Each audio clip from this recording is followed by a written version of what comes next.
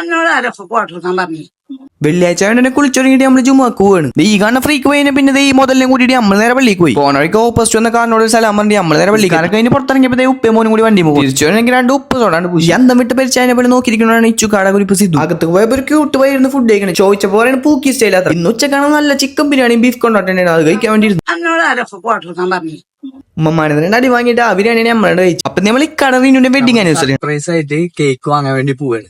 Cake വാങ്ങാൻ പോണ വഴിക്ക് ഇതിന് രണ്ടിനടുത്ത് കാറിൽ വെച്ചിട്ട് ഇതുനാണ് ക്യാമറയുടെ പേരൊന്നാണ്. നേരെ നമ്മളാണ്ട് പോയിട്ട് സർപ്രൈസ് ആക്കാനുള്ള കേക്ക് കണ്ടു വാങ്ങി. സർപ്രൈസ് ആയ പോലെ അഭിനയിക്കാൻ പറഞ്ഞ അഭിനയാണ് ഇംഗ്ലീ കാണും. നമ്മൾ ഈ കേക്ക് വാങ്ങിയത് ഗുരുവായൂർ മാമസാറുള്ള ബേക്ക് ടൈം എന്ന് പറഞ്ഞ ഹോം ബേക്കറി. കേക്കൊക്കെ എല്ലാവർക്കും ഇഷ്ടമായി. നല്ല കിഡിലും ക്വാളിറ്റിയിൽ തന്നെയാണ് ഇവർ ഉണ്ടാക്കിയിട്ടുണ്ടായിരുന്നത്. ഇവരാണെങ്കിൽ നമ്മളെ പ്രിഫറൻസ് അനുസരിച്ചിട്ട് കസ്റ്റമൈസ്ഡ് ആയിട്ടാണ് കേക്ക് ഉണ്ടാക്കിയിട്ട്. ഇതിൽ കേക്ക് മാത്രമല്ല ഡോണറ്റ്സ്, കപ്പ് കേക്ക്സ്, സിക്കിൾസ് എല്ലാം അവൈലബിൾ ആണ്. നിങ്ങളെ പരിപാടി എന്തായിക്കോട്ടെ, കല്യാണമാണോ ബർത്ത്ഡേ ഫംഗ്ഷൻ ആണോ, എല്ലാ ടൈപ്പ് കേക്ക് ഇവർ തൊട്ടടുത്ത സ്ഥലങ്ങളിലൊക്കെ ഡെലിവറി ഉണ്ട്. ഇതൊക്കെ പറഞ്ഞിരിക്കുമ്പോൾ അവർ കേക്ക് മുറിയൊക്കെ അവിടെ തുടങ്ങി. നിങ്ങൾ കട്ട് ചെയ്തിട്ട് വേണം ഞങ്ങൾക്ക് കഴിക്കാന്ന് വേണ്ടിയിരിക്കണ കഴിച്ചിട്ട് കേക്ക് മുറിച്ച് കഴിഞ്ഞത് ഇവര് ചാർജിങ് തുടങ്ങി. ഞാനിപ്രാവശ്യം വെറൈറ്റി കേക്ക് കൊടുക്കണേ നമുക്ക് സിക്കിൾസ് എടുത്തിട്ട് രണ്ടാൾക്കാരെ വായിലുണ്ട് വെച്ചു കൊടുത്തു. ഇത് മൂന്ന് കാണിക്കുന്നല്ല സൂപ്പറാന്ന് പറയണത്. അപ്പൊ ഇതൊക്കെ കഴിഞ്ഞാൽ ഫള്ളായൊരു പരിപാടി ഗിഫ്റ്റ് കൊടുക്കുക. പക്ഷെ അതിലൊന്നും ഇല്ല എന്നുള്ള സത്യം പിന്നീടാണ് മനസ്സിലാക്കിയത്. അങ്ങനെ അതിന് അവസാനത്തെ ഒരു പീസും കഴിച്ചിട്ട് നമ്മൾ പോയി. അപ്പൊ ഓക്കെ ബൈ.